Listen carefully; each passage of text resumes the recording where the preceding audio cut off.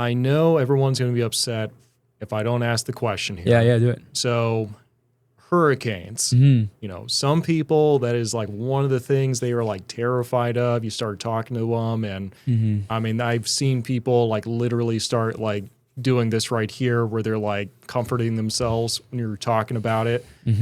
Just because just the thought of hurricanes like makes them very anxious, and that's for a lot of people one of the main reasons they decide not to make the move eventually, or at least full time. In your experience, like, well, first off, have you had a lot of experience with like hurricanes? Yeah, you've been here for a while. Yeah. So what's that been like? They're never as bad as they seem. Yeah. I mean, like, listen, I've been here when, you know, Hurricane Irma was like, I forgot what year that was, man. That was like, must have been like 6-7 years ago. I don't even remember. But, you know, Hurricane Irma was like a Category 5 headed right for Palm Beach County. Like, tickets were $1,000 to get out. Everybody was, you know, up in a frenzy. The gas stations were empty. The Publixes were empty. You couldn't get water anywhere. I mean, what happened last second? I mean, what happened was, you know, it went down to a 4 maybe, and it kind of hit us, but like, kind of a glancing shot. Kind of like, yeah, like it was a storm, and like maybe some people lost power, but I mean, the worst natural disaster that I've seen here happened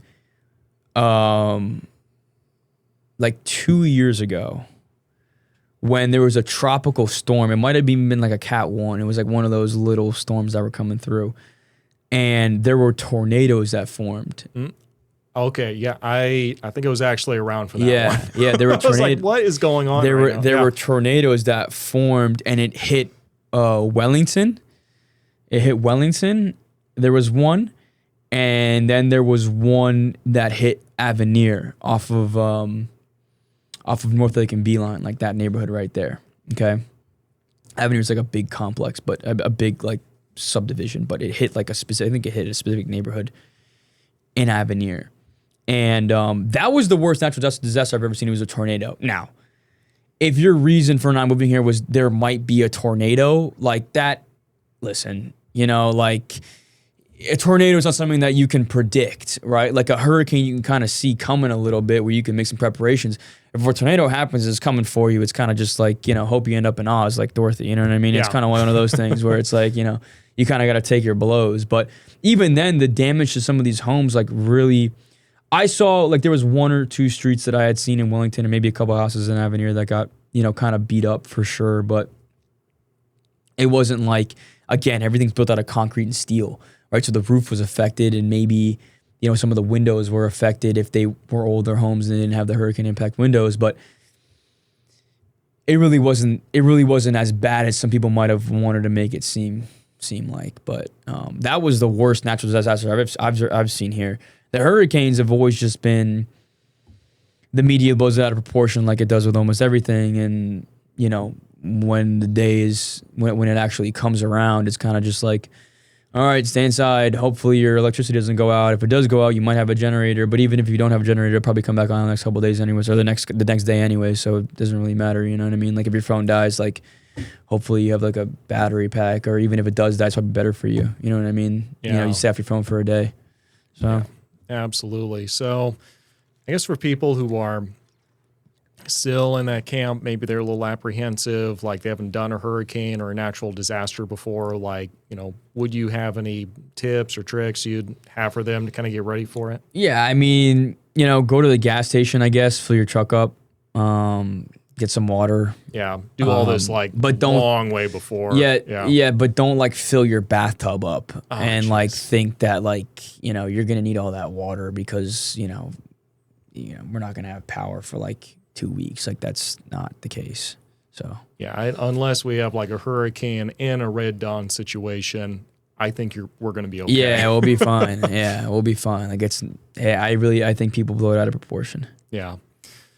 Outstanding. Well, just a couple more questions here. Yeah, go for it. Shoot. If someone's kind of moving to the area and they're pretty new, what would you say are like the 3 things like you would say you've got to go do this?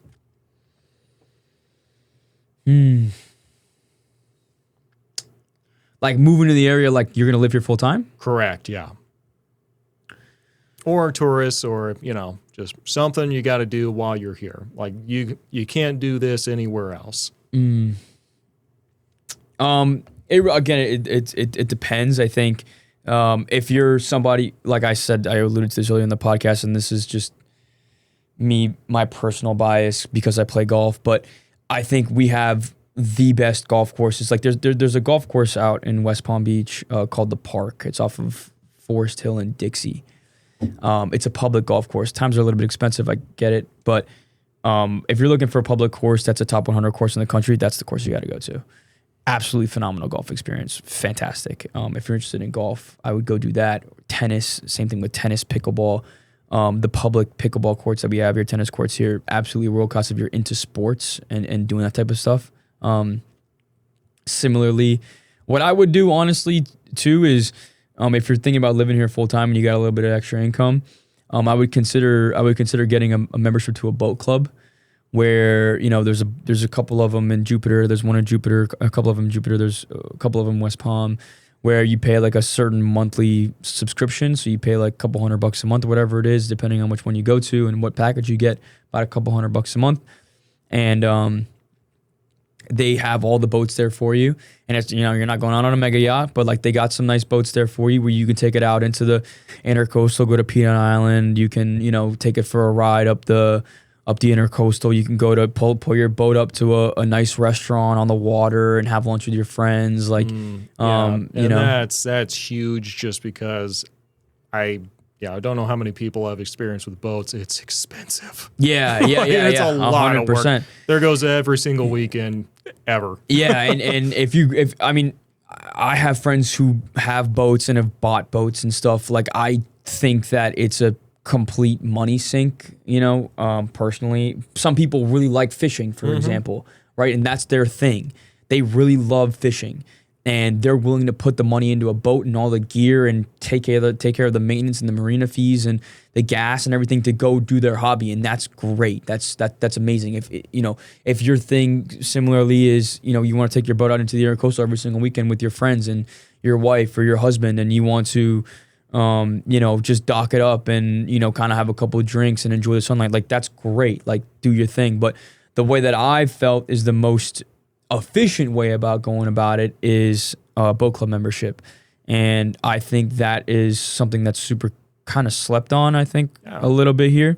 I think that's a really good way for you to, if you're considering buying a boat, start using your boat club membership like you would use your boat, and all you got to do is pay for the gas, and that's it. So a boat club membership would be, I think, getting on the boat. That's really cool thing to do in South Florida, especially with all like the waterfront restaurants and stuff. Really, really cool. And I guess the third thing I would say is just like do your best to meet people. That's a huge thing because whether you're in New York or Boston or LA or Miami or West Palm Beach or you're in Rome or you're in Paris, wherever you're at, what makes things really fun is the people that you do them with. And if you're somebody who's moving here, you really don't know anybody, I would go out of your way to make friends, and whether that's joining a country club or whether that's joining like a club of any sort, it doesn't have to be a country club, but just a club of any sort.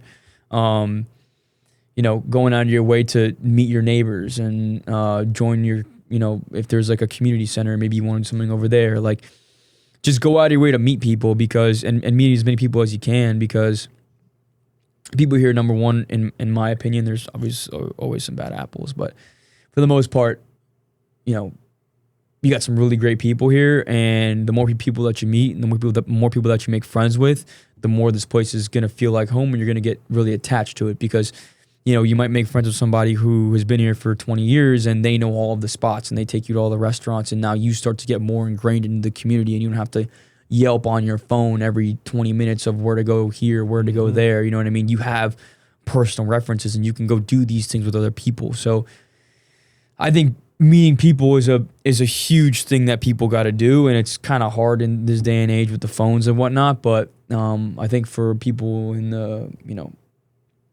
in the community of older people, they're a little bit more inclined to do that just based on their generation. So